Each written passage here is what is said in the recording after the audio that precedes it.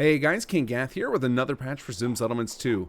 This is patch 3.4.0, which we're calling Weapons of Mass Destruction. And if you didn't already check it out, hit up the trailer we put together. Sagittaurus, our lead quest designer, put together this awesome trailer for the patch because we had just so much flashy, cool content to show you guys. And I'll have a link below in the description so you can check that out if you missed it before.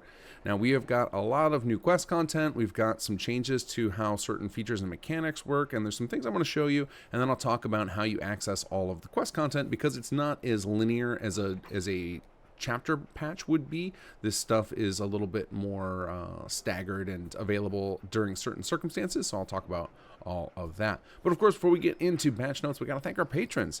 You guys are amazing. You guys are making sure that we're not dipping into our pockets to cover all the expenses with developing sim settlements, with maintaining our servers, our websites, our forums, all the stuff that goes into making sure we can have a great, healthy community built up around sim settlements, which we're going to talk about that a little bit as well, because we got a new treasure in this update for add-on pack authors. So if you don't hear your name shouted out, don't worry, I will get to you in an upcoming video. But huge shout out and thanks to Mike W, Jonathan David Schukert, March Veg, William Crawford, and The Ancient. Thank you guys all. You guys are awesome.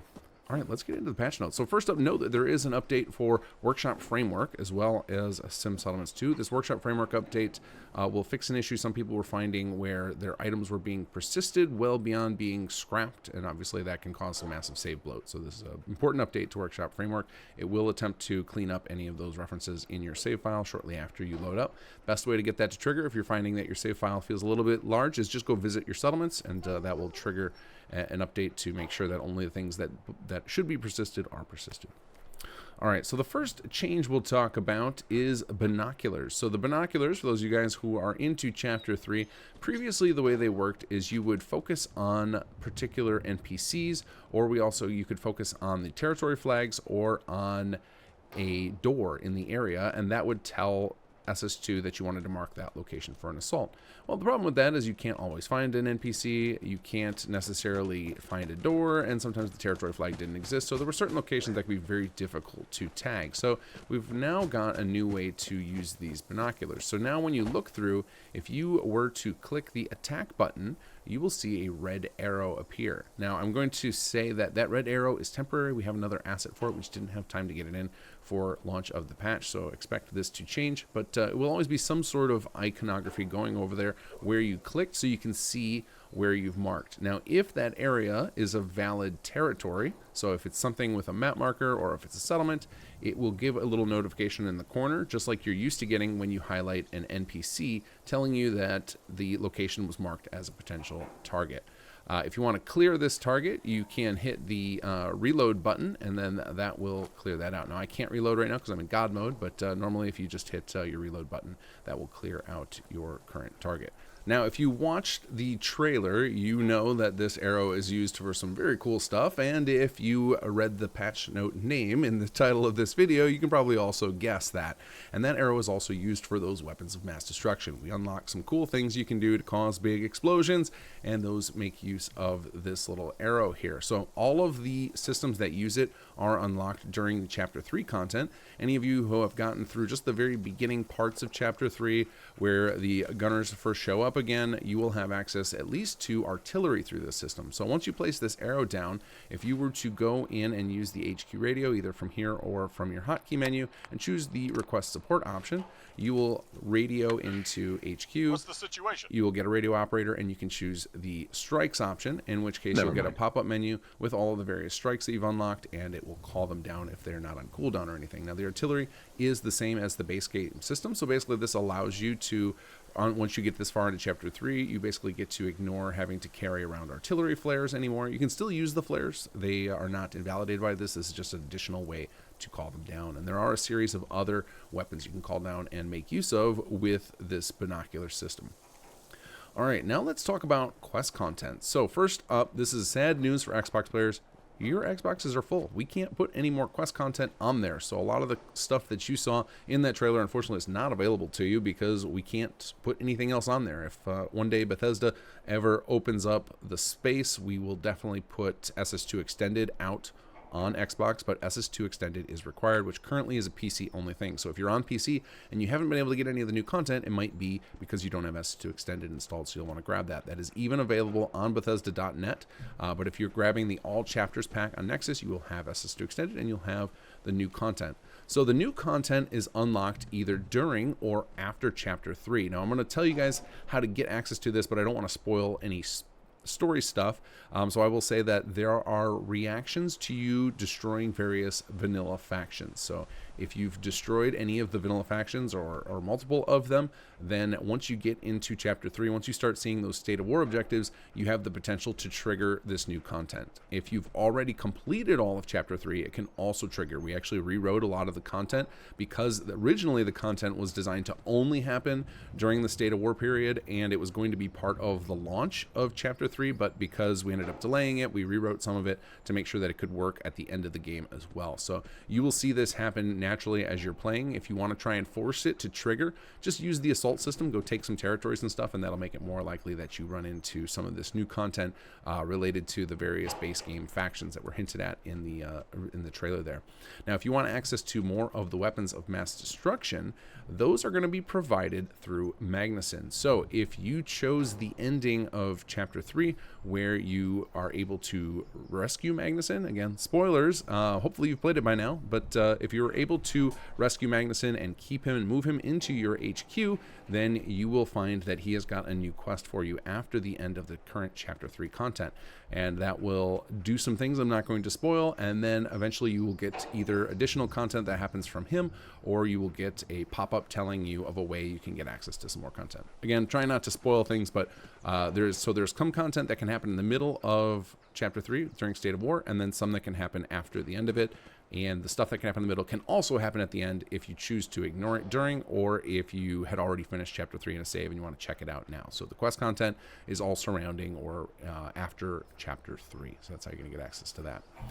Now, there's another thing that is unlocked, and this is something I mentioned earlier that add-on pack authors might be excited about, and that is we finally added what I consider the top of the tech tree, and that is the architectural marvel. This is our take on wonders that you might be familiar with in other games like Civilization or Age of Empires, where you get to build these monstrosity structures.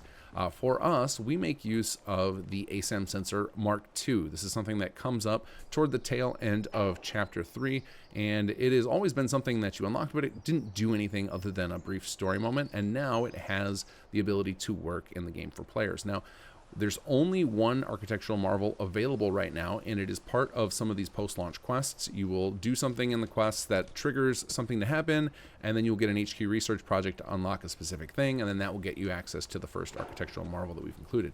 I know there are several add-on pack authors that are already looking into making their own. Now, an architectural marvel from a technical standpoint is really just a really expensive, slow building plan. But the idea behind it is that it gives the opening for designers to create ridiculous over-the-top buildings that are super overpowered in a way that feels like you earn them as the player, because you don't get them until really late game. They're incredibly expensive and they take a long time to build. So I just want to show you guys how you get access to them if you do happen to have that plan unlocked, or if you have installed an add-on pack that offers a new architectural marvel. So architectural marvels can be built with any plot type and size other than interior. So they're designed to work with 1x1, 2x2, or 3x3. I imagine that most designers will want to use 3x3 because the idea is that they're marvels, they're gigantic, but we didn't limit that because some people get really, really creative with the other sizes. So what you'll do is, once you know of a plan that is an architectural marvel and you've gotten far enough in the story to unlock those, you will go to the appropriate plot type or build one, and you will activate the ASAM sensor. And then you're going to go to Customize Plot, and you'll see at the very bottom a new option, Upgrade to Mark II ASAM. So if you click this here, and it will give you this warning, you don't have any in your bench if you failed to build them. You can craft these at the City Planner's desk, so I don't have them right now. But once you do that, if you have one, it'll take it out of your inventory. It will swap this ASAM sensor for the Mark II model. Then when you activate the Choose Building Plan option, you will see that any of the building plans it has available that are flagged as architectural marvels will be available to you. If you decide you want to switch this back, you will have an option in that same customize plot menu to downgrade again to a regular ASAM sensor. If you were to scrap the plot, you would also get that Mark II ASAM sensor refunded. So you should have An easy way to toggle in and out of them. The ASAM sensors for Mark II are a little bit more expensive, and you can craft them at your city planner's desk. There is no limit on them. Again, it's just a matter of expense. So even things like the one that we added, you will be able to build multiple of them if you so choose. They're just very, very expensive. And in the case of the one that we added, it requires a ridiculous amount of power to operate. But it'll be up to each add-on pack author to balance it. For those of you who are add-on pack authors looking to add your own architectural marvels to the system, you're going to want to grab the latest update to the Add-on Makers Toolkit, which does have an updated version of the Xedit script, which will add support for a little tick box to flag your building plan as an architectural marvel. All right, so I think that about covers it as far as patch stuff. There is obviously a lot of stuff in the patch, a lot of it story content. Definitely check out the patch notes. I've got linked below that'll have details on any bug fixes that we've released. And I will also say, because I'm recording this about a week after the patch came out, there is another patch in development for bug fixes, and some folks have already reported a lot of bugs. One of the most noticeable ones people have reported is that the choose building plan option seems a little bit wonky. Ironically, that bug is not because of the architectural marvels. It was just some miscommunication from myself and another programmer about how the caching system works, so we're going to get that fixed. We should have a new patch around November 8th to fix some of these issues, but so far I don't believe we've run into any horrible showstoppers, so you should be safe to upgrade to this patch. But we will be making sure that if any of you stumble upon any showstoppers, that we will make sure they retroactively get fixed with that patch. So definitely keep reporting those on the forums if you're having any issues with some of the new content or existing content. We're going to get back to a patch cycle. My aim is to do every 3 weeks. 3 to 4 weeks, we'll do a new patch for SS2 addressing more and more of the bugs. And that is going to be our cycle for a while before we get back into any more content patches, because we got to clean up our mess before we start adding more stuff onto the pile. All right, so if you made it this far, and you guys know that I like to give stuff away on patch day, so we're going to give away a free piece of merch. If you are interested in getting that, I'm going to give you a hashtag to comment below. But don't just leave the hashtag. I'm going to read through these comments and find these hashtags, so make the comment entertaining. If you have a funny story or something you love about SS2, or you want to report a bug, go for it. Definitely easier if you report them on the forums, but happy to hear about things you're having trouble with in the comments below. But include something else with this hashtag, and I will do a giveaway in the next couple of days, and I'll contact you on our forums or on Nexus. Just make sure you leave some way for me to contact you as well in your comment, and yeah, I will give away something soon. So hashtag for this patch is hashtag Big Bada Boom. Also, if you know where that reference is, leave that as well. It's a shame that not everyone knows that reference, but I imagine that many of my audience do. All right, guys, take care and enjoy the mods.